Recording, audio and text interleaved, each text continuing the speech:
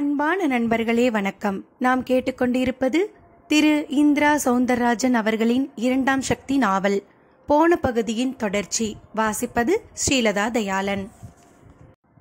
நடராஜனும் பெரியவரும் வெள்ளிங்கிரி மலை நோக்கி சென்று கொண்டிருந்த போது, உனக்கு சொந்தமில்லாத இந்த உடலை பற்றி உனக்கு எதுவுமே தெரியாமல் வாழ்ந்துட்டு இருக்கியே, உனக்கும் மிருகத்துக்கும் ஏதாவது வித்தியாசம் இருக்கா என்று பெரியவர் கேட்க நடராஜன் திகைத்து நின்றான்.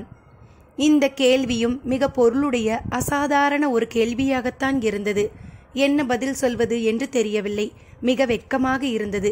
அதே சமயம் இப்படி அவர் கேட்பதற்கு பின்னாலும் ஏதோ ஒரு பெரிய பொருள் இருப்பதாக தோன்றியது. பெரியவரே, உங்க கேள்வி ரொம்ப நியாயமானது. பசிச்சா சாப்பிடணும்னு தெரியும், வலிச்சா அலனம்னு தெரியும், நடுவுல ரசனைக்கேற்ப சந்தோஷங்கள். இதுதான் என் வாழ்க்கை. இந்த உலகத்துல எல்லோருடைய வாழ்க்கையும் கூட இதுதான். இப்படித்தான் எல்லோரும் வாழ்ந்துகிட்டு இருக்கோம். மிருகங்களுக்கு இப்படி தங்களோட வாழ்க்கையை யோசிச்சு பார்க்க தெரியாது. மனிதனுக்கு அப்படி இல்லை, யோசிச்சு பார்க்க முடியுது. சரி, நான் இப்ப நேரா விஷயத்துக்கு வரேன். நீங்களும் இப்படிப்பட்ட ஒருத்தர் தானே? நடராஜர் ஞான விலாசத்தை சமீபித்து விட்டது போல அந்த கேள்வியை கேட்டான்.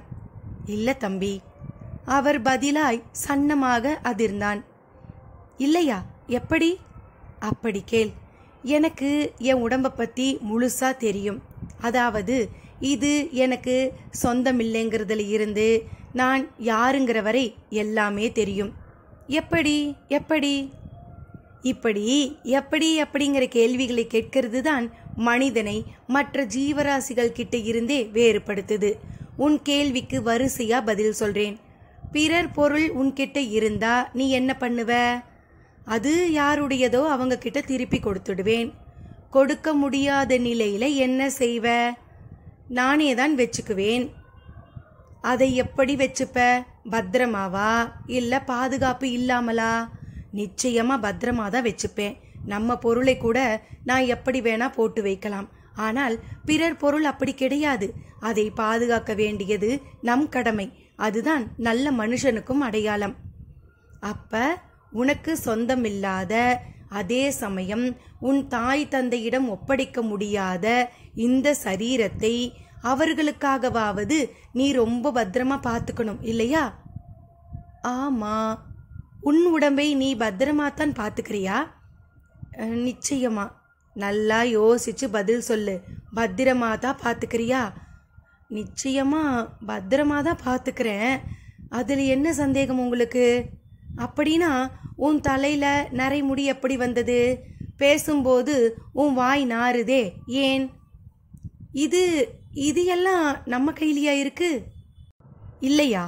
உன் முடி நரைக்கிறதும் உன் வாய் நாத்தம் அடிக்கிறதும் உன் கையில் இல்லையா? மழை காத்து மாதிரி அது வெளியில இருக்கிற விஷயமா? உடம்பு என்று ஆரம்பித்து அவர் கேட்ட மூன்றாவது பிரதான கேள்வி இது. நடராஜன் மீண்டும் பதில் சொல்ல தெரியாமல் விழித்தான். இருந்தும் ஒரு கேள்வி அவரை பார்த்து கேட்டான். உங்களுக்கும் தான் நரை விழுந்திருக்கு, ஆனா உங்க வாய் நாற்றம் அடிக்கல, அதை ஒத்துக்கிறேன். இதுக்கு என்ன பதில் சொல்றீங்க? உன் வயது என்ன? 30. என் வயசு எவ்வளவு தெரியுமா உனக்கு? ஒரு 60 இருக்குமா? அவர் சிரித்தார். எவ்வளவு பெரியவரே? சொன்னா நம்ப மாட்ட. அப்படியா? அப்ப 50 வயசா இருக்கலாம். கரெக்டா? நம்ப மாட்டேன்னா குறைச்சிக்கிட்டியே. கூட்டுறதா? அப்ப 70 மிச்சம் இன்னும் இருக்கே. 90. இன்னும் 30 வயச யார் கூட்டுறது? 120. ஆமா, போன மாசம்தான் 121 ஆரம்பம். நம்ப முடியல, நம்பவும் மாட்டேன். அதனால எனக்கு ஒரு நஷ்டமும் இல்லை. சரி, நம்புறேன்னு வைங்க. அதுக்கு என்ன? இந்த 120 வயசுலேயும் நான் திடமா பார்ப்பேன், ஊசியில நூல் கோர்ப்பேன், நான் எது சாப்பிட்டாலும் செரிக்கும், மலை ஏறுவேன், மரம் ஏறி தேங்காயும் பறிப்பேன். என்னோட நிறைய 100 வயசுக்கு மேலதான் வந்தது. ஆனா உனக்கோ 30லேயே வந்துடுச்சு. இதுதான் உடம்ப பாதுகாக்கிற லட்சணமா? பெரியவரே, இன்னும் கேள். நான் டாக்டரை இது நாள் வரை சந்திச்சதே கிடையாது. டாக்டரை யார் சந்திப்பாங்க தெரியுமா? நோயாளிங்க. நோய் யாருக்கு வரும் தெரியுமா? உடம்பு மேலே அக்கறை இல்லாதவங்களுக்கு. அது மட்டும் இல்லை, மனசு தெளிவில்லாம பாவங்கள் செய்வதாலும் நோய் வரும். நிஜமாவா? ஆமாம், ஒவ்வொரு பாவமும் ஒரு நோய். அப்போ உடம்பு மனசு ரெண்டையும் பத்திரமா பாதுகாக்கணும்னா அதுக்கு வழி 1000 இருக்கு. ஆரோக்கிய ரகசியம்ங்கிறது வெளியே இல்லை, அது உனக்குள்ளேயே இருக்கு. ஒவ்வொரு மனிதனுக்குள்ளேயும் ஒரு மருத்துவன் இருக்கான். அவனை பயன்படுத்திக்க தெரியணும். எப்படி எப்படி? முதல்ல மனசை அடக்கணும். அப்புறம் மனசை கொண்டு நாக்கை அடக்கணும். புலன்கள்ல மனசு அடங்கினா ஞானம், நாக்கு அடங்கினா ஆரோக்கியம். நானும் அடக்கிறேன், எனக்கு சொல்லி கொடுங்க தாராளமா. இந்த மனித சமூகம் நலமா வாழணும்னு தான் நமக்கு முன்னால வாழ்ந்த பல ஞானிங்க தங்கள் வாழ்க்கையில தாங்கள் உணர்ந்ததை ஏடுகளில் எழுதியே வச்சுட்டு போயிருக்காங்க. நானும் அதை படித்தேன், தெளிஞ்சேன். நீயும் படி, தெளிவடை. நடைமுறைக்கு அது சாத்தியமா பெரியவரே? நடைமுறைங்கிறது முதல்ல என்ன? நான் நெசவாளி. நெசவு நெய்தாதான் வயிற்றை கழுவ முடியும். அதுக்காக தினமும் தறிமேடையில் 10 மணி நேரத்துக்கு குறைவில்லாமல் உழைக்கணும். அதுதான் என் நடைமுறை. அப்போ மீதி 14 மணி நேரம் இருக்கே, அப்போ நடைமுறை சாத்தியமா எனக்கு? ஒரு நாளைக்கு அரை மணி நேரம் இந்த உடம்பை நீ கவனி. அப்புறம் 23.5 மணி நேரம் அது உன்னை கவனிச்சுக்கும். அரை மணி என்ன, 1 மணி நேரமே ஒதுக்குறேன். நான் என்ன செய்யணும்? முதல்ல பிராணாயாமம் கற்றுக்கோ. காற்றுல தான் ஜீவசக்தி அதிகம் இருக்கு. அது உன் இதயத்தில் நுழைஞ்சு இரத்த ஓட்டத்தை சீர் செய்யட்டும். அப்புறமா மனசு அடக்கி தியானம் பண்ணு. அந்த இரத்த ஓட்டம் சீரா ஓட தொடங்கும். வயிற்றுல கண்ட கச்சடாவை போடாத. குறிப்பா எண்ணெயை தொடவே தொடாத. கீரைகளை விடாத. பழங்களை, அதுவும் மரத்துல தானா பழுக்கிற பழங்களை நிறைய சாப்பிடு. அந்த பெரியவர் அவனுக்கு உடல்நல ரகசியத்தை உபதேசித்தார். நடராஜனும் அதை கெட்டியாக பிடித்து கொண்டான். ஒரே மாதம் வியர்ப்பது குறைந்தது. கொட்டாவி என்பது அறவே நீங்கியது. மனம் மிக லேசானது. உடம்பு என்பது கப்பலை போலவும் அதில் உயிர் என்பது மிதப்பது போலவும் தோன்றியது. அது என்னவோ தெரியவில்லை. அச்ச உணர்வே அறவே அடிபட்டு போனது. பசி தாகம் ஏற்படவே இல்லை. மொத்தத்தில் ஆரோக்கியம் கூத்தாடத் தொடங்கியது. மலையை கூட தூக்க முடியும் என்று மனது நம்பியது. கண்ணிலும் சரி மனசிலும் சரி ஒரே வெளிச்சம். முகத்திலும் அது தேஜஸாக தெரிந்தது. பேசும்போது பேச்சில் மென்று விழுங்குவது என்பதெல்லாம் அடிபட்டு போய் வார்த்தைகள் பார்த்து பார்த்து நறுக்கிய மைசூர் பாக் துண்டங்கள் போல பிசிறின்றி இனித்தன. மனதில் ஒளி உண்டாயின் வாக்கில் அது உண்டாகும் என்று பாரதி பாடியது மிக சரி என்று புத்தி ஒத்துக்கொண்டது. ஒரே மாதம் எவ்வளவு மாற்றம்!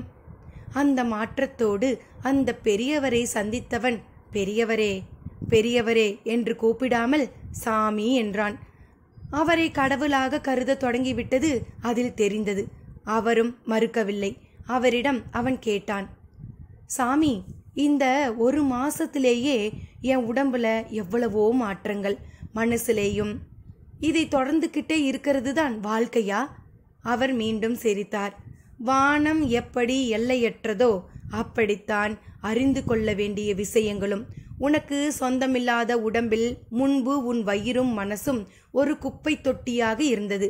நீயும் உன் வயிற்றில் கண்டதை போட்டு உறுப்புகளை கசக்கி பிழிந்தாய். உன் மனசிலும் இந்த சமூகம் கண்ட குப்பைகளை கொட்டி உன்னை பயம், பதட்டம், ஆசை, பேராசை, எச்சரிக்கை, தூக்கம், கலக்கம், சோர்வு என்று பல மாதிரிகளில் வைத்திருந்தது. இப்போது அது எல்லாம் விலகி உன் உடம்பு என்னும் இயந்திரம் ஒழுங்காக இயங்க ஆரம்பித்திருக்கிறது. உன் மனதிலும் அதனாலேயே தெளிவும் நம்பிக்கையும் தோன்றியிருக்கிறது. கிட்டத்தட்ட நீ இப்போது பள்ளி கூடத்தை கடந்து கல்லூரிக்கு போகும் ஒருவனாக இருக்கிறாய் என்றார். அந்த கல்லூரியில் நான் கற்றுக்கொள்ள என்ன இருக்கிறது? நிறைய இருக்கிறது. சைக்கிள் ஓட்ட கற்றுக்கொண்ட ஒருவன் ஒரு நாள் 2 கைகளையும் விட்டு அதை ஓட்டி பார்ப்பதில்லையா? அதே சைக்கிளை சர்க்கஸில் சிலர் தலைகீழாகவும் ஒற்றை சக்கரத்தாலும் ஓட்டுவது, படுத்துக்கொண்டு ஓட்டுவது, அதன் மேல் ஏறி நின்று கொண்டு ஓட்டுவது என்று விதவிதமாக ஓட்டி அதை ஆட்டி படைப்பதில்லையா?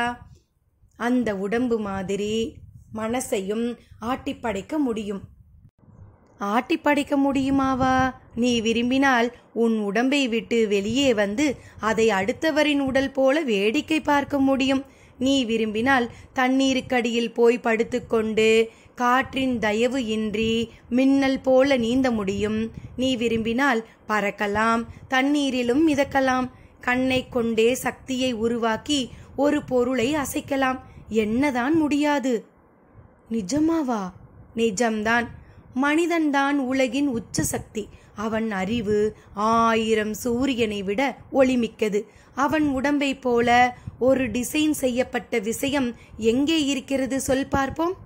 தலைக்கு மேலே கூரை போல முடி, கண்ணுக்கு மேலே இமை, விரல்களுக்கு மேல் நகம், அந்த விரல்களும் கூட பயன்படுத்த தோதான நீளம்.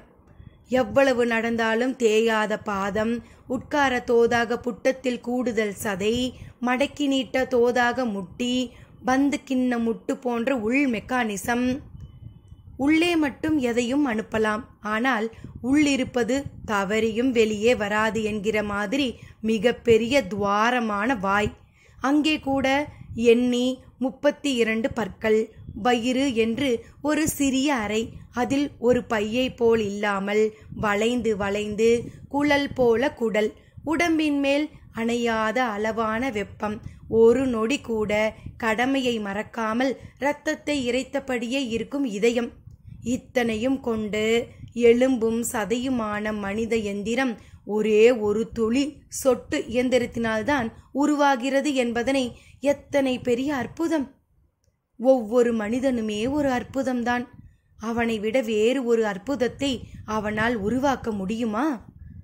முதலில் பெரியவராய் பிறகு சாமியாராய் மாறிவிட்ட அந்த மனிதர் கேட்ட கேள்வி அவன் மனக்கண்ணை அற்புதமாக திறந்தது. இருந்தும் ஒரு கேள்வி கேட்டான். இது மிக சாதாரண ஒரு இயற்கை செயல். இதற்கெல்லாம் ஆச்சரியப்பட்டு கொண்டிருந்தால் ஆச்சரியப்பட்டு கொண்டே இருக்கலாம். இதில் எதையும் யாராலும் மாற்ற முடியாது, இயற்கையையும் மீறி செயல்பட முடியாது என்று சொல்கிறார்களே. இப்படி சொல்பவர்களின் நோக்கம் உங்களை போன்றவர்கள் செய்வதெல்லாம் பொய்யானது என்பதனை சொல்வதுதான். அப்படியானால் எது உண்மையானது? இயற்கையை புரிந்து கொண்டு அதற்கேற்க நடப்பதுதான். நானும் அதைத்தானே சொல்கிறேன். அப்படியா? நீரில் மிதக்க முடியும், காற்றில் பறக்க முடியும் என்பதெல்லாம் இயற்கையை புரிந்து கொண்டு நடக்கின்ற விஷயங்களா? இல்லையா பின்ன? தக்கைதான் நீரில் மிதக்கும். அது எப்படி மனிதன் தக்கை போல ஆக முடியும்? கேள், இப்படி கேள்விகளாக கேள். விடையில்லாத கேள்வி என்றே ஒன்று கிடையாது. உயிரோடு இருக்கும் மனிதனால் மிதக்க முடியாத நிலையில் அவன் சவமாகிவிட்டால் உடல் எப்படி மிதக்கிறது என்று யோசி. எப்படி? ஒரு கல்லை எறிந்தால் அது போய் விழும் அதே தூரத்திற்கு ஒரு துணியை வீசி எறிந்தால் போய் விழுமா? விழாது. கல் கனமானது, துணி கனம் குறைவானது. கனம்தான் காரணமில்லையா? ஆமாம். அந்த கணத்தை கூட்டி குறைப்பதில்தானே எல்லாம் இருக்கிறது. நிச்சயமாய் உன்னாலும் உன் எடையை கூட்டியும் குறைத்து கொள்ளவும் முடியும். அது எப்படி? இந்த மாதிரி பல எப்படிகளுக்கு விடை சொல்ல ஒருவர் இருக்கிறார். வந்து பார்க்கிறாயா? யாரவர்? அஷ்டமா சித்துவை அடைந்துவிட்ட நாகராஜபோகர் என்னும் ஒருவர் வெள்ளிங்கிரி மலையில் வசித்து வருகிறார். அவர் எனக்கு இதற்கு விடை சொல்வாரா? நிச்சயம். நான் 120 வருடம் கடந்தும் ஆரோக்கியமாக வாழ அவர்தான் காரணம். முதலில் எனக்கு அவரை அறிமுகம் செய்து வையுங்கள். வரும் பௌர்ணமிக்கு வா, போய் வரலாம். ஏன் இன்று இப்பொழுது முடியாதா? அவசரம் வேண்டாம். நான் கேட்ட கேள்விகள், நீ சொன்ன பதில்கள் எல்லாம் உனக்குள் உன்னை குடைந்து கொண்டே இருக்கும். அதனால் பல கிளை கேள்விகள் உனக்கு தோன்றும். என்னை சந்திக்கும் முன் வரை நீ இந்த வாழ்க்கையை வாழ்ந்த விதம், சந்தித்த நொடியில் மாறிவிட்டது. மனிதன் எப்பொழுதும் தான் சார்ந்திருக்கும் சூழ்நிலைகளுக்கு ஏற்பவே சிந்திப்பான், பேசுவான். நான் பார்த்த விஷயங்கள், படித்த விஷயங்கள், அனுபவித்த விஷயங்கள், இவைகளை கொண்டே அதையும் எடை போடுவான், உணரவும் முயற்சிப்பான். இமயமலையை காணாதவரை அவன் பார்த்த பழனி மலைதான் அவனுக்கு பெரியது. இரும்பை விட உறுதியான உலோகத்தை உணராதவரை இரும்புதான் அவன் வரையில் உறுதியானது. எல்லாமே தெரிவதில்தான் இருக்கிறது. தெரிவதும் புரிவதும் சூழலில் இருக்கிறது. உன் சூழல் என்னால் மாறிவிட்டது, இன்னமும் மாறப்போகிறது.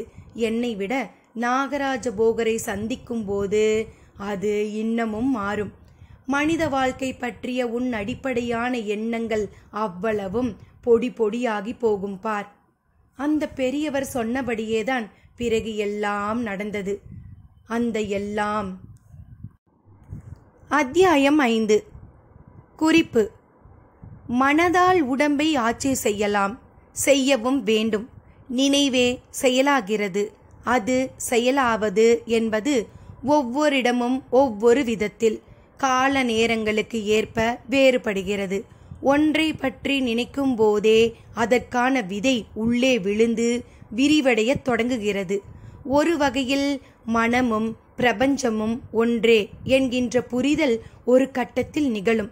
பிரபஞ்சம் என்பதை ஒரு நிலமாக, மலைக்காடாக, மனித வசிப்பிடமாக நமக்கு உணர்த்துவது எல்லாம் இந்த இடமும் காலமும் தான். இதை நீக்கிக் கொண்டு பார்த்தால் உண்மை தெரியும். அந்த உண்மைக்குள் இடம், காலம் எல்லாவற்றையும் நாமே வகுப்பது என்பது புரியும். நாம் தான் இடம், காலம் இரண்டையும் உருவாக்குகிறோம் என்றால் அதை ஆட்டிப்படைப்பதும் நமக்கு சுலபமாகிவிடும். அஷ்டமா சித்துக்களை அடைய நினைப்பவர்களுக்கு இந்த இடமும் காலமும் ஐயம் திரிபர புரிய வேண்டும். மலை என்றாலே பசுமைதான். அதிலும் வெள்ளிங்கிரி மலையின் பசுமை ஒரு தினுசானது. விதவிதமான தன்மை கொண்ட மண்ணும் அதன் தன்மைக்கேற்ப முளைவிட்டு எழுந்து நிற்கும் மரங்களும் இங்கே ஒரு ஆச்சரியம். சில மலைக்காடுகளில் கொடிய மிருகக்கூட்டம் நிரம்பி இருக்கும். மான்கள் இருந்தால் அதை எண்ணி 100க்கு 10 புலி உள்ளே இருப்பதை உட்கார்ந்த இடத்தில் சொல்லிவிடலாம். தேனடைகள் நிரம்பி கிடந்தால் குகைகளில் கரடி கூட்டம் வாழ்க்கை நடத்துவதை உறுதிப்பட சொல்லலாம். கிளி கூட்டம் கண்ணில் பட்டாலோ பல மரங்கள் ஏகத்துக்கும் இருப்பதை சத்தியம் செய்தே சொல்லலாம். இதெல்லாம் காட்டின் கணக்கு வழக்கு. இந்த மாதிரி காடுகளில் மூலிகைகள் மண்டி கிடந்தால் நிச்சயம் யோகிகளின் கூட்டம் அங்கே இருக்கிறது என்பது உண்மை. பாறைக்கு பாறை தாவி ஏறிய ஒரு மலை பலியனை ஒரு பாறை முனை வெட்டி காயப்படுத்தி விட்டது. அடுத்த நிமிடமே சுனை ஒன்றின் ஓரமாக புசு புசுவென்று வளர்ந்திருந்த தும்பை ஜாதி செடி ஒன்றை எடுத்து கசக்கி சாற்றை பிழிந்து புண்ணின் மேல் விட்டவன் பக்கத்திலிருந்து ஓதி மரத்தின் பட்டையை உரித்து அப்படியே ஒரு கட்டு போட்டு கொண்டான். பிறகு ஒரு நெல்லி, ஒரு கற்பூரவள்ளி தலை, கொத்து துளசி, 4 வேம்பு பிஞ்சு தலை என்பதோடு ஆலமரத்தின் விழுதின் நுனியில் ஈர்க்குச்சி கணக்காய் நீண்டு கொண்டிருக்கும் அதன் கனி விழுதையும் பறித்து வாயில் போட்டு மென்றுவிட்டு போய்கொண்டே இருந்தான். மிக அதிகபட்சமாக 2 சூரிய உதயங்களில் அவனது காயம் மழுமழுவென்று சரியாகிவிட்டது. இதெல்லாம் அல்ப வைத்தியம். அழுகி போன தொழுநோய்க்கெல்லாம் மருந்தாக மூலிகைகள் கிடக்கின்றன. அவைகளை அடையாளம் காண தெரிய வேண்டும். தெரிந்த சில சாமியார்களும் காட்டை சுற்றி கொண்டுதான் இருந்தார்கள். ஆனால் அவர்களை பார்த்தால் சாமியார்கள் என்று யாரும் சொல்ல மாட்டார்கள். நமது சினிமாக்கள் சாமியார்களுக்கென்றே தப்பு தப்பாய் தோற்றங்களை அளித்து விட்டிருக்கின்றன. தொப்புளை தொடும் தாடி, முதுகில் பிறழும் தலைமுடி, வெள்ளையடித்த மாதிரி விபூதி நெற்றி, உடம்பிலும் நீண்ட காவி அங்கி, கையில் கமண்டலம் என்றெல்லாம் அது வேஷம் போட்டு காட்டிய விதங்களில் இங்கே சாமியார்கள் இல்லை. சாதாரண 4 முழ வேட்டி, தோளில் ஒரு கோடாரி, பார்க்க விவசாயியை போன்ற தோற்றம், இந்த தோற்றத்தில் நிறைய பேர்கள் சுற்றி கொண்டிருந்தார்கள். பார்த்தால் அவர்களிடம் நமது பெட்டியை தூக்கி வர சொல்லி கேட்போம், அப்படி இருப்பார்கள். ஒருவர் ரேஞ்சர்கள் குடித்துவிட்டு போட்ட துண்டு சிகரெட்டை எல்லாம் எடுத்து புகைப்பார். ரேஞ்சரும் அவரை கூப்பிட்டு காலை அமுக்கிவிடு, கையை அமுக்கிவிடு என்பார். அந்த மனிதரும் மறுக்காமல் கை காலை அமுக்கிவிட்டு ரேஞ்சரிடம் ஒரு எடுப்பிடி போல நடந்து கொள்வார்.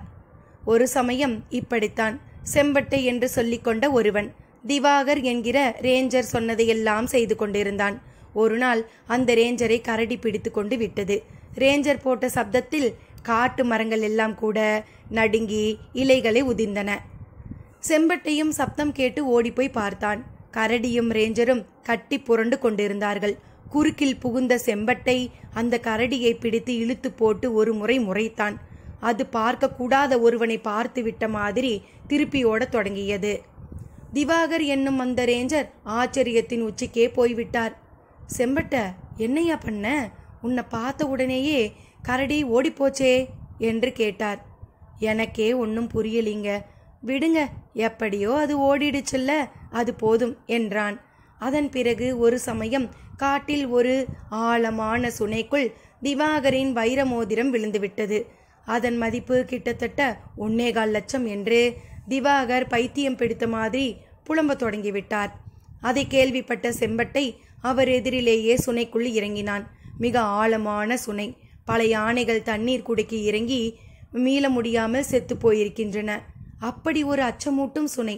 அதில் சாதாரணமாக இறங்கிய செம்பட்டை ஒரு 15 நிமிட நேரம் வரை மேலே வரவே இல்லை. 15 நிமிடமெல்லாம் யாராவது மூச்சு கட்ட முடியுமா என்ன? திவாகர் முடிவே செய்துவிட்டார். செம்பட்டை உள்ளே சேற்றில் சிக்கி பரலோகம் போய்விட்டதாக. ஆனால் 16வது நிமிடம் அவன் ஒரு தாமரை மொட்டுக்குள்ளே இருந்து மேலே வந்து இதழ் விரிக்கின்ற மாதிரி மிதந்தான். வாய் வழியே தண்ணீரை உறிஞ்சி அப்படியே ஒரு ஃபவுண்டெயின் போல பீரிட்டான். பின் நிதானமாக நீந்தி கரையேறி திவாகரிடம் வைர மோதிரத்தையும் தந்தான். திவாகர் திகைத்த திகைப்பிற்கு அதன் பின் ஒரு அளவே இல்லாமல் போய்விட்டது. செம்பட்ட, எப்படியா இதை கண்டுபிடிச்ச? நீ மனுஷனா இல்ல பிசாசா என்று திகைப்பு குறையாமல் கேட்டார். நீங்க எப்படி நினைச்சுக்கிறீங்களோ அப்படி எஜமான் என்றான். அதன் பின் இன்னொரு சம்பவம். செம்பட்டை காட்டில் எதற்கோ குழி ஒன்றை தோண்டிக் கொண்டிருக்கும் போது வெள்ளிங்கிரி சிவனை தரிசிக்க ஒரு பிராமணர் கட்டு குடுமியோடு சென்று கொண்டிருந்தார். அவர் செம்பட்டையை பார்த்துவிட்டு ஓடி வந்து, சாமி, என்ன இது? நீங்களா இப்படி கூலி வேலையெல்லாம் செய்வது? தப்பு சாமி, தப்பு, கொண்டாங்க சாமி, கொண்டாங்க என்று மண்வெட்டியை பிடுங்க முயன்றார். அதையும் திவாகர் பார்க்க நேர்ந்தது. அதன் பிறகுதான் செம்பட்டையிடம் ஏதோ சிறப்பு இருப்பதாக உரைக்கத் தொடங்கியது. செம்பட்ட, அது யாரு? அவங்களா? அவரு கோயம்புத்தூர்ல ஒரு பிள்ளையார் கோயில்ல மணி ஆற்ற ஐயருங்க. அவர் பிராமணருங்கிறது தெரியும். அவர் ஏன் உன்னை பார்த்து சாமினாரு? உன் காலில் கூட விழ பார்த்தாரே, அதுங்களா? அவர் என்னை ரொம்ப பெருசா நினைக்கிறாருங்க, அதான் சேதி. அதான் எனக்கும் புரியல. எனக்கே புரியாதப்ப உங்களுக்கு எப்படிங்க புரியும்? இப்படி பேசி கொண்டிருக்கும் போது மலைக்கு சாமி கும்பிட வந்த ஒருவனை கருநாகம் தீண்டி விட்டதாக சொல்லி தூக்கி கொண்டு ஓடிக்கொண்டிருந்தனர் சிலர். அதை பார்த்த செம்பட்டையும் இதோ வந்துடுறேன் என்று அவர்களை நோக்கி ஓடி கடிப்பட்ட அந்த மனிதனின் நாடியை முதலில் பிடித்து பார்த்தான். நல்ல வேளை, துடிப்பு இருந்தது. ஆனால் நாகத்தின் விஷம்தான் மகா கொடியதாயிற்றே. அது இரத்தத்தில் வேகமாக கலந்து விறுவிறுவென்று மூளையை நோக்கி ஏறிக்கொண்டிருந்தது. ஜீவ அணுக்களை செயலிழக்க வைத்து இதய துடிப்பை நிறுத்துவதில் நாகத்தின் விஷத்திற்கு இணையான ஒன்றை சொல்லவே முடியாது. ஒரு மைய புள்ளி அளவு விஷம் போதுமானது.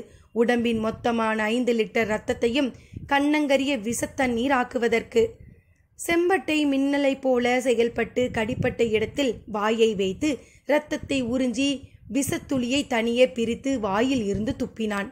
அதன் பின் அங்கும் இங்குமாக சொடுக்கு போட்டு சில இடங்களை நீவி விட்டு உச்சி மண்டையில் 4 முடியை பிடித்து ஒரு இழு இழுக்க கடிப்பட்ட மனிதன் ஏதோ தூங்கி எழுந்தன மாதிரி எழுந்து உட்கார்ந்தான். எல்லோருக்கும் மிக மிக ஆச்சரியம்.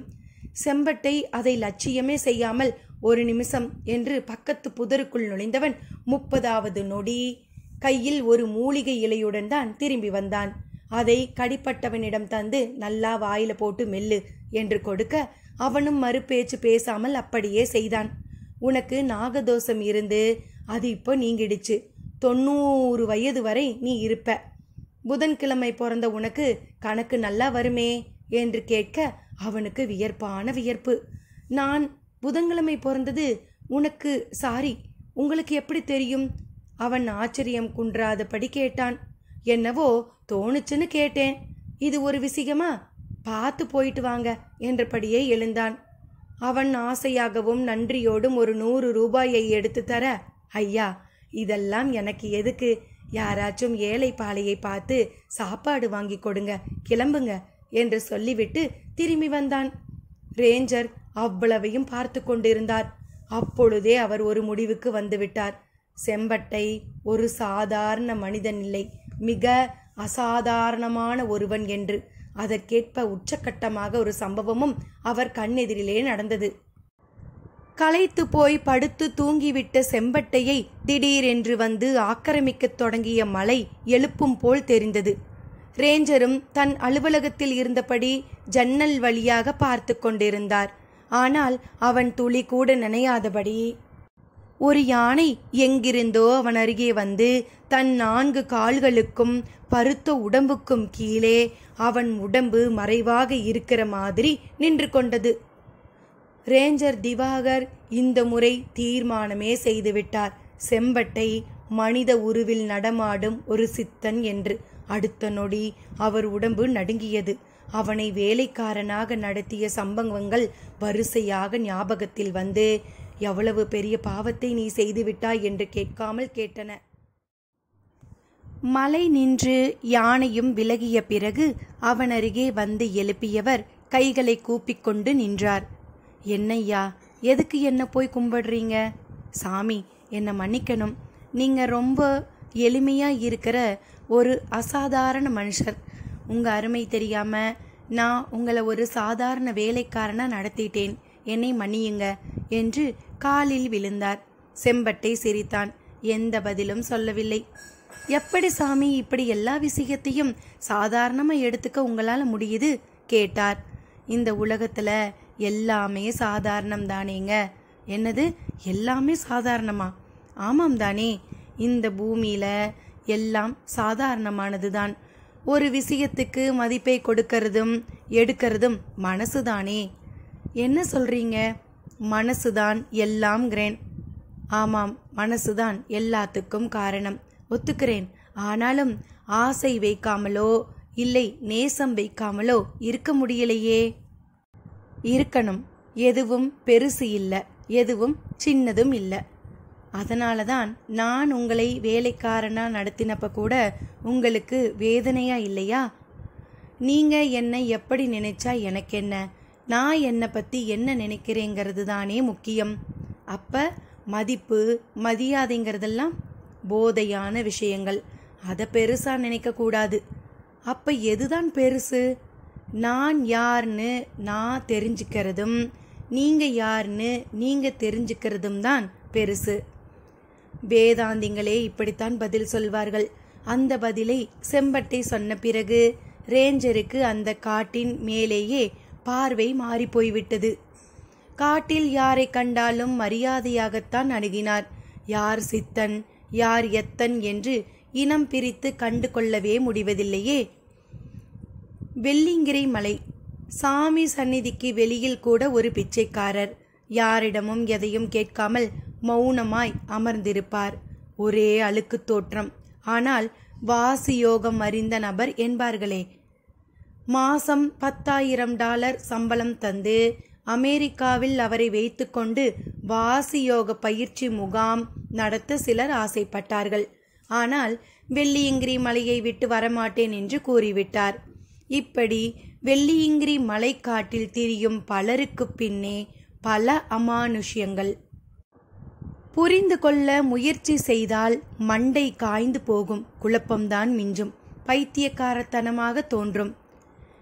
7 மணி வரை தூங்கி அதன் பின் எழுந்து பெட் காபி சாப்பிட்டு டிவியில் வணக்கம் தமிழகம் பார்த்து தினமலர் படித்து ஹிந்துவை புரட்டி பின் ஷவரில் குளித்து டைனிங் டேபிளில் அமர்ந்து இட்லி, பூரி, சப்பாத்தி என்று வாய்க்கு ருசியாக மசாலாக்கள் மணக்க சாப்பிட்டு பின் ஒரு பிரீஃப் கேஸுடன் ஆஃபீஸ் காரில் ஆஃபீஸுக்கு போய் அங்கே நிறைய மெய்யும் பொய்யுமாய் கணக்கெழுதி வாட் ஐ சே என்றோ தட் மீன்ஸ் என்றோ 4 வார்த்தைக்கு 3 வார்த்தை ஆங்கிலம் பேசி ரகசியமாக அழகான பெண் உதவியாளர்களை மனதால் ரசித்து முடிந்தால் முத்தமிட்டு கற்பழித்து அதுதான் ஆண்மை என்றும் சொல்லிக்கொண்டு மாலையானால் வேலை முடிந்து வீட்டுக்கு திரும்பாமல் பாருக்கு போய் பார்ட்டிகளில் கலந்து கொண்டு தண்ணீர் அடித்து போதையில் மிதந்து ஷேர் மார்க்கெட் பற்றி கொஞ்சம், ஆஃபீஸ் மார்க்கெட் நிலவரம் பற்றி கொஞ்சம் என்று பேசிவிட்டு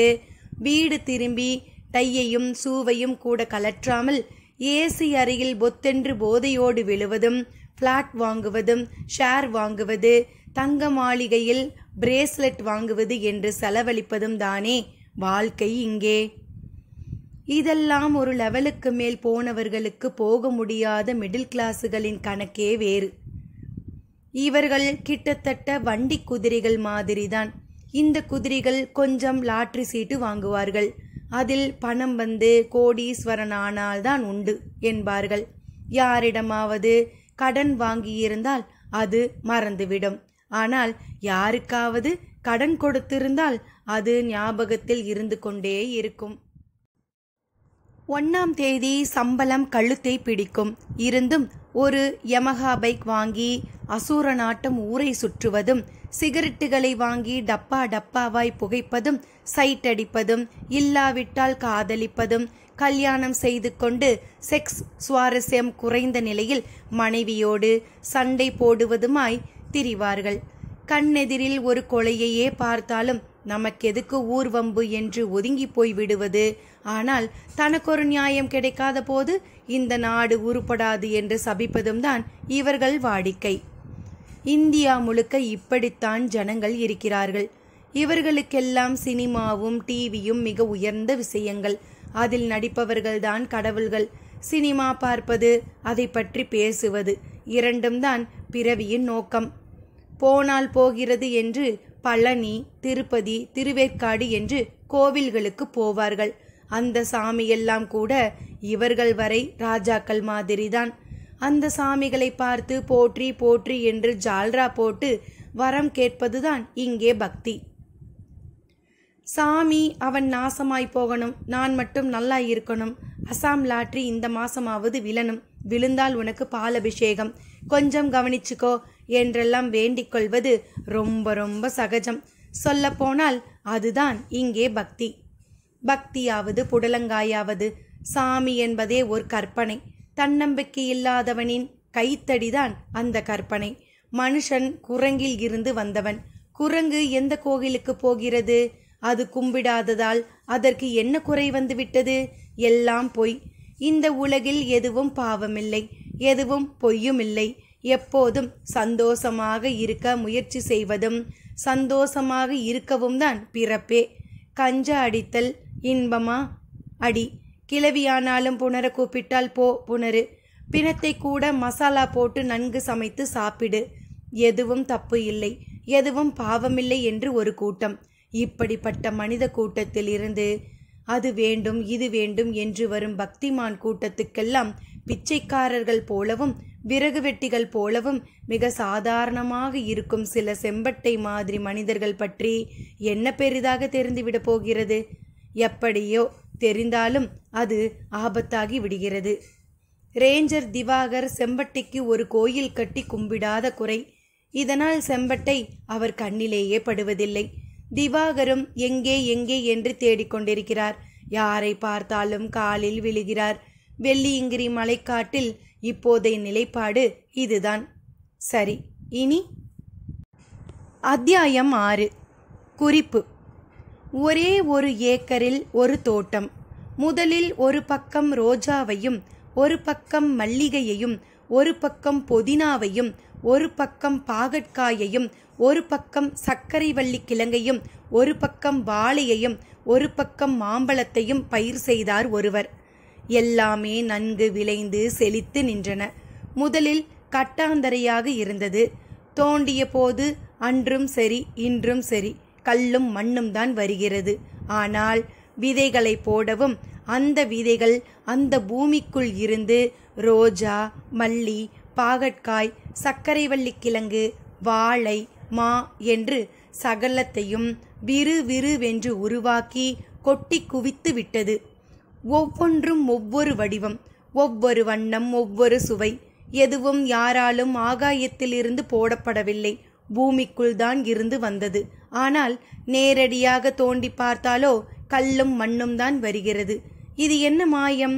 இது எப்படி சாத்தியம்? இது அற்புதமில்லையா? இந்த பூக்கள், கனிகள் எங்கே இருந்தன? எப்படி அவை வந்தன? அவை வருவதற்கு சில காலம் தேவைப்பட்டது. அந்த காலம் என்பது எது? ஒரு ரோஜா விதை பூத்து பூவை தர 1 மாதம் ஆயிற்று. அதாவது 30 நாள். அதாவது 720 மணி நேரம். அதாவது 43,200 நிமிடம். 25,92,000 நொடிகள். ஒரு மையப்புள்ளி அளவு விதை, ஒரு சதுர அடி நிலம், 25,92,000 நொடிகள் இருந்தால் 1க்கு 10 ரோஜா பூக்கள் தயார். இந்த 25,92,000 நொடிகள் இந்த ரோஜா எங்கிருந்து எப்படி வந்தது? அது அதற்கு முன் எங்கே இருந்தது? அனிமா மகிமா பற்றி சிந்திப்பவர்கள் இப்படி கேட்டுக்கொண்டு யோசித்தால் முதலில் குழப்பமாக இருந்தாலும் மிக நிதானமாக தெளிவோடு யோசிக்க விடை கிடைக்கும். ரோஜா என்று ஒன்று ஒரு முழு பூவாக உடனே உருவாகி வந்துவிடவில்லை. அது காம்பு, மொட்டு என்று ஒவ்வொரு மணித்துளிகளால் வளர்ந்துதான் முழு பூவானது. அப்படி வளர அது தனக்கு தேவையானதை வெட்ட வெளியில் திரியும் காற்றிடம் இருந்தும், ஒளியிடம் இருந்தும், நீரிடம் இருந்தும் தான் பெற்றிருக்க வேண்டும். அப்படியானால் வெட்ட வெளி காற்றில், அதன் ஒளியில், இருளில், நீரில்தான் அந்த பூவின் அனைத்து பாகங்களும் இருக்கிறது என்பதும், அதை ஒன்று திரட்டத்தான் அதற்கு 25,90,000 நொடி தேவைப்படுகிறது என்பதும் புரிகிறதல்லவா? பூ மட்டுமா? உலகில் உள்ள அனைத்தும் இப்படி வெளியாகிய காற்றில், ஒளியில், நீரில் என்று பஞ்சபூதங்களிடம் இருந்தே பெறப்படுகின்றன. மனித உடலும் அதன் திசுக்களும் கூடத்தான். இந்த பஞ்சபூதத்திடம் இல்லாதது இல்லை. சர்க்கரை, சம்மங்கி, முளைக்கீரை, புகையிலை, பிரெட், சாண்ட்விச், சக்தி மசாலா, பீஸா, பின் லேடனின் மேலங்கி, வாஜ்பாயின் காலணி, உங்கள் தலைமுடி தைலம், எனக்கான நகம் வெட்டி என்று எல்லாம் எல்லாம் பஞ்சபூதத்திடம்தான் இருக்கிறது. அதை முறையாக பெற விதை என்றும், நிலம் என்றும், நேரம் என்றும் ஒன்று வேண்டும். இந்த 3ம் இருந்தால் எது தேவையோ அது தயார். இந்த 3ஓடும் தான் உலகம் ஆதாம் ஏவாள் காலத்தில் இருந்து உயிர்களோடு சுழன்று வருகிறது. நேற்றும் இதுதான் நிலை, நாளையும் இதுதான் நிலை. இந்த 3ஐ உங்களால் ஆட்டி வைக்க முடியுமா? முடிந்தால் நீங்கள் அஷ்டமா சித்தின் அடிப்படையான பாலபாடத்தை கற்றுக்கொண்டு விட்டீர்கள் என்று பொருள். 10 மணி சுமாருக்கு காரமடை பஜார் தெருவில் நடராஜனிடம் கையை பிடித்து கொள்ள சொல்லி நடக்க ஆரம்பித்த அந்த பிச்சைக்காரரை போன்ற சாமி நடராஜனிடம் ஏதாவது பேசு என்றது. உங்ககிட்ட என்ன சாமி பேசுறது? யோகம் பழக ஆரம்பிச்ச பிறகு பேசுறதை விட யோசிக்க வேண்டியதும் மௌனமா புரிஞ்சிக்க வேண்டியதும் தான் அதிகம் இந்த பூமியில இருக்கிற மாதிரி நான் நினைக்கிறேன் என்றான் நடராஜன். சரியான பதில். பேச்சுங்கிறது என்ன தெரியுமா? அந்த சாமி கேட்டது.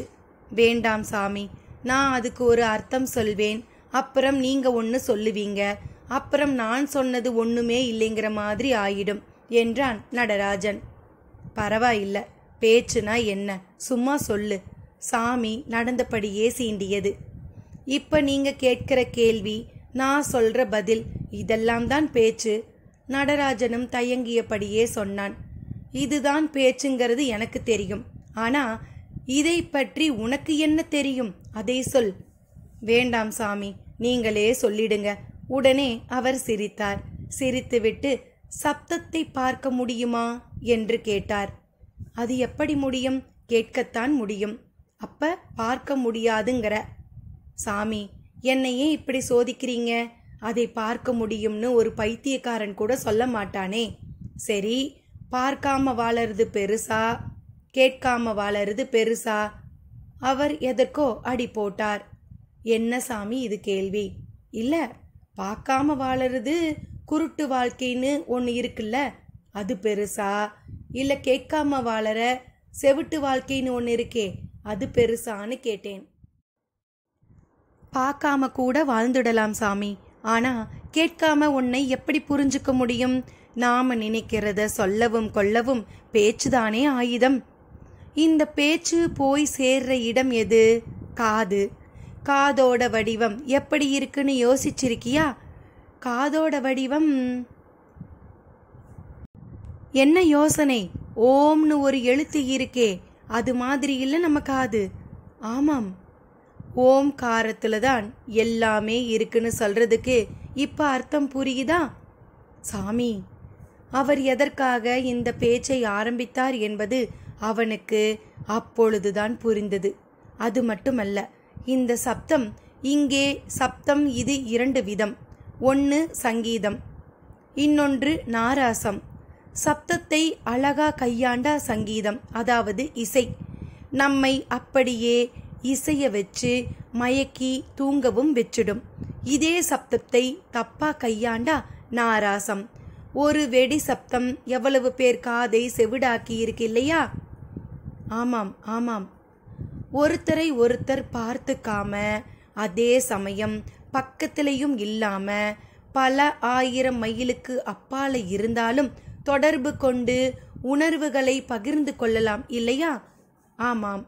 அப்ப நம்ம புலன்கள்ல பேசுற சக்தியும் கேட்கிற சக்தியும் ரொம்ப உன்னதமானது தானே? நிச்சயமா. உன்கிட்ட ஒரு நல்ல விஷயம் சொன்னா நீ சந்தோஷப்படுற, கெட்ட விஷயம் சொன்னா நீ வருத்தப்படுற. எல்லாம் சப்தங்கிற பேச்சால தானே. சந்தேகம் என்ன சாமி? இந்த உலகத்துல மனித உயிர்களுக்கு நடுவுல மற்ற உயிர்கள் கிட்ட இல்லாத மிக உயர்ந்த, அதே சமயம் ஒரு வேறுபட்ட விஷயம் இது ஒண்ணுதான் இல்லையா? ஆமாம் சாமி, இதுல சந்தேகமே இல்லை. உலகத்தோட மிக உன்னதமான விஷயமும் சப்தம்தான்னு சொல்லலாமா? தாராளமா. அதனாலதான் இறைவன் அவனை உணர காரணமான மந்திரங்களை எழுத்துல வைக்காம, வேறு வடிவங்கள்ல வைக்காம, சப்தமாகிய பேச்சுல வச்சாங்க. பேச்சாகிய சப்தம்தான் சாவி. இந்த சாவிதான் அறிவுங்கிற பூட்டை திறக்குது. இந்த சாவியில சில மந்திர சாவிகள் இருக்கு. திறக்கிற விஷயம் இருக்கே, அது ரொம்ப அசாதாரணமானது. இந்த மனிதரின் விளக்கம் நாகராஜனுக்கு பிரமிப்பை தந்தது. இந்த உலகில் யோசிப்பதற்கு தான் எத்தனை அசாதாரண விஷயங்கள் இருக்கிறது. ஆனால் இது எதை பற்றியும் சிந்திக்காமல், ரஜினியின் பாபா பற்றியும் டாக்டர் பிரகாஷின் லீலைகள் பற்றியெல்லாமும் யோசித்தும் பேசியும் நேரத்தை அநியாயமாக வீணாக்கிவிட்டோமே என்று நடராஜன் வருத்தப்பட்ட போது ஒரு அதிகபட்ச ஆச்சரியம் அவனுக்கு காத்திருந்தது. அவனும் அந்த சாமியும் வெள்ளியங்கிரி மலைக்காட்டுக்குள் நடந்தபடி இருந்தார்கள். பல பக்தர்கள் அரோகரா கோஷத்துடன் கையில் ஒரு கம்பை ஊன்றிக்கொண்டு அந்த நெடிய மலையின் முண்டு முடிச்சுகளில் ஏறியபடி இருந்தனர். சாமி, என்ன நடராஜா? என்ன சாமி, நாம இப்போ வெள்ளியங்கிரி மலையில இருக்கிற மாதிரி தெரியுதே. இருக்கும் இருக்கும். எப்படி சாமி? காரமடை எங்க இருக்குது, வெள்ளியங்கிரி எங்க இருக்குது? எப்படி வந்தோம்? பஸ்ல வந்தா கூட 2 மணி நேரம் ஆகுமே சாமி. எப்படியோ வேகமா வந்து சேர்ந்துட்டோம் இல்லையா? அது சரி, அந்த வேகம் எங்க இருந்து சாமி வந்துச்சு? எனக்கு வேகமா வந்த மாதிரியே தெரியலையே. ஓட கூட இல்லை, நடந்துதான் வந்தோம். ஒருவேளை காரமடைக்கும் வெள்ளியங்கிரி மலைக்குமான தூரம் சுருங்கி போயிடுச்சோ என்னவோ. என்ன சொல்றீங்க? தூரம் எப்படி சுருங்கும்? இந்த கேள்வியெல்லாம் விடையை ஒரு நாள்ல தெரிஞ்சுக்க முடியாது. ஒரு பூ பூக்கவே 30-40 நாள் தேவைப்படுது. அந்த மாதிரி சில ரகசியங்கள் புரிய சில காலம் ஆகும். பிரமிப்பா இருக்கு சாமி. இப்படி ஒரு வழி இருக்கிறது மட்டும் மனுஷங்களுக்கு தெரிஞ்சா கார் வேண்டாம், பஸ் வேண்டாம், விமானம் வேண்டாம், ஒன்றும் வேண்டாம். அதனால தான் தேவலோகத்தில் இதெல்லாம் இல்லை போல இருக்கு. அவர் பதில் புதியதாக ஒரு பொறி. சாமி, அவனுக்குள்ளும் அதிர்வு. இவர் பெரிய பெரிய விஷயங்களை சாதாரணமாக சொல்கிறார். ஆனால் தன்னால் தான் புரிந்து கொள்ள முடியவில்லை என்று தோன்றியது.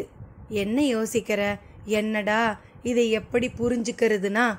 ஆமா சாமி, அதுக்கான அறிவை வளர்த்துக்கோ, அப்ப தன்னால புரியும். எப்படி வளர்த்துக்கிறது? இப்ப துணிமணியை எதால அளக்கிறோம்? மீட்டர் அளவால. ஏன் அதை தராசுல எடை போட்டோ இல்லை லிட்டர் அளவால மொண்டு பார்த்தோ அளக்கிறதில்லை? அது எப்படி முடியும்? துணிங்கிறது நீளமும் அகலமும் ஆனது. நீள அகலத்தை மீட்டர் அளவால தான் சரியா அளக்க முடியும். அப்ப துணிமணிக்கு மீட்டர், அரிசி பருப்புக்கு தராசு, பால் எண்ணெய்க்கு லிட்டர்னு பொருளுக்கு தகுந்த அளவுகோலால அளந்தாதானே சரியாக அளக்க முடியும். இல்லைனா தப்பு தானே வரும். ஆமா சாமி, அப்படித்தான் மனசு. அதை சார்ந்த விஷயங்களுக்கும் அதை அளக்கிற அளவுகோலே வேற. அந்த அளவுகோலால அளந்தாதான் புரியும். இல்லாட்டி எல்லாம் பொய்யுங்கிற மாதிரி தப்பாதான் தெரியும். அதை எப்படி சாமி அளக்கிறது? போக போக தெரிஞ்சுக்குவ. அதுக்குத்தான் ஒருத்தருக்கு முதல்ல தான் யாருங்கிறது தெரியணுங்கிறது. உடனே நான் நடராஜன், உன் அப்பா அம்மா வச்ச பேரை சொல்லாத, அது அடையாளத்துக்கு வச்சது. நடராஜனுக்குள்ள என்ன இருக்கு? அது எங்க இருந்து வந்தது? எப்படி வந்தது? இப்படிப்பட்ட கேள்விக்கு விடை தேடு. அப்ப அந்த அளவுகோலும் எதுங்கிறது தானா தெரிய வரும். அப்ப அதால எடை போட்டா எல்லாம் சரியாக புரியும். நடராஜனுக்கு அவர் பதில் புரிந்த மாதிரியும் இருந்தது, புரியாத மாதிரியும் இருந்தது. பொதுவில் ஞானம் சம்பந்தப்பட்ட விஷயங்களே இப்படித்தான். இது இப்படி இருப்பதால் தான் இதை புரிந்து கொண்டு எதை பிடுங்க போகிறோம் என்று யாரும் இதற்கு முயற்சிப்பதே இல்லை. இதெல்லாம் சுலபமாக இருக்க வேண்டாமா? என்ன ஞானம் இது? சலித்து கொண்டான். ஆனாலும் ஒரு வெளிச்சம். காரும் பஸ்ஸும் விமானமும் ரயிலும் தேவர்களிடம் ஏன் இல்லை என்று அவர் சொல்லாமல் சொன்ன பதில் அவனுக்கு எதனாலோ மிக பிடித்து போனது. இந்த மாதிரி சாதனங்களில் உதவி இல்லாமலேயே தூரங்களை சுலபமாக கடக்க வழி இருக்கிறது. அதனால்தான் தேவர்கள் நினைத்த நேரத்தில் நினைத்த இடத்தில் தோன்றியதாக புராண கதைகளில் இருக்கின்றன. ஆனால் அதை நாம் பொத்தாம்பொதுவாக சரபுருடா, கற்பனை என்றோ மாய விளையாட்டு என்றோ சொல்லி ஒதுக்கிவிடுகிறோம். புரிந்தால் விஞ்ஞானம், புரியாவிட்டால் மாயம். அவனே அவனுக்குள் சொல்லிக் கொண்டான். இந்த கேள்வியும் பதிலுமான இரவு பொழுதில் மலையிலும் நடை ஒரு குறிப்பிட்ட இடத்தில் முடிந்து போனது. அது நாகராஜபோகரின் சமாதி அமைந்துள்ள பிருந்தாவன தோட்டம். மேலே மலைக்கோவிலுக்கு போகும் வழியில் ஒரு ஓரமாக இருந்தது. அந்த பிச்சைக்கார சாமியும் நடராஜனும் பிருந்தாவனத்துக்குள் நுழைந்தார்கள். மேலே மலை ஏறியபடி இருக்கும் பக்தர்களில் சிலர் அந்த பிருந்தாவனத்தில் இளைப்பாறுவதற்காக அங்கேயே படுத்து கிடந்தார்கள். சமாதியும் ஒன்றும் பெரியது இல்லை. அதை சாரங்கபாணி என்ற ஒருவர்தான் பராமரிக்கிறார். சமாதியில் விளக்கேற்றி பூ போட்டு வழிபடுவதுதான் அவர் வேலை. சமாதி முன் அணையாத ஒரு ஹோமகுண்டம் வேறு. நாகராஜபோகருக்கு தயிரன்னமும் அகத்திக்கீரையும் மிக பிடித்த உணவு. எனவே அதை அங்கே வைத்து படைத்துவிட்டு வீட்டுக்கும் எடுத்து செல்வார்கள். படைத்த பின் அது பிரசாதம். அதை சாப்பிட்டால் நோய் நொடி அண்டாது. வீட்டிலும் சோற்று தரித்திரம் 7 தலைமுறைக்கும் தலை காட்டாது. இது எல்லாம் நம்பிக்கை. சரி நடராஜா, நீ போய் சாமிக்கு படைச்சிட்டு வா என்றார் சாமி. நீங்க வரலையா சாமி? நீ போ, நான் கொஞ்சம் கட்டைய கெடுத்துறேன், களைப்பா இருக்கு. உங்களுக்கு கூட களைப்பா? நானும் மனுஷன்தானேப்பா. அவர் அப்படி கேட்க அவன் அவரை ஒரு மாதிரி பார்த்தான். ஏன் அப்படி பார்க்கற? நான் மனுஷன் இல்லையா? இல்ல சாமி, எங்க மாதிரி கை கால் இருந்தா நீங்க மனுஷனா? நீங்க மனுஷ வாழ்க்கையை ஜெயித்த ஒருவர். சரி சரி, போய் கும்பிட்டுட்டு வா. நாளைக்கு காலையில விடியறதுக்குள்ள நீ ஊருக்கு போகணும், பொழப்ப கவனிக்கணுமில்ல. இல்ல சாமி, இப்ப அதெல்லாம் எனக்கு பெருசா தெரியல. காலேஜுக்கு அப்ளிகேஷன் போட ஆசைப்படுற ஒருத்தனை எல்கேஜியில சேர்த்து படிக்க சொன்னா அவனுக்கு எப்படி இருக்கும்? அப்படி இருக்கு எனக்கு. நீ என்ன சொல்ற? சாமி, நீங்க யாருன்னு எனக்கு தெரியணும், அப்படியே நான் யாருன்னு எனக்கு தெரியணும். நான் எப்படி காரமடையில இருந்து இந்த வெள்ளிங்கிரி மலைக்கு சொடக்கு போடுற நேரத்துல வந்து சேர்ந்தேன் தெரியணும் சாமி எனக்கு. அவன் அந்த ஆச்சரிய அனுபவத்தை புரிந்து கொள்ள துடித்தான். போய் முதல்ல உன் குருநாதரை கும்பிட்டு வா. அவர்கிட்டேயே சாமி எனக்கு நான் யாருங்கிறது தெரியணும்னு சொல்லி வேண்டிக்க. அப்படி வேண்டிக்கிட்டா அவர் எனக்கு என்னை தெரிய வைப்பாரா சாமி? பெரிய விஷயத்துக்கு ஆசைப்படுற, ஆனா சராசரி மனுஷங்க மாதிரி சந்தேகமும் படுறியே நடராஜா. நான் சாதாரண மனுஷன்தானே சாமி. சாதாரண மனுஷன் சாதாரண ஆசைதான் படணும். அசாதாரணமானவன் தான் பெரிய ஆசையெல்லாம் படலாம். நீ யார்? அவர் மடக்குகிறாரா இல்லை புரிய வைக்கிறாரா என்பது புரியவில்லை.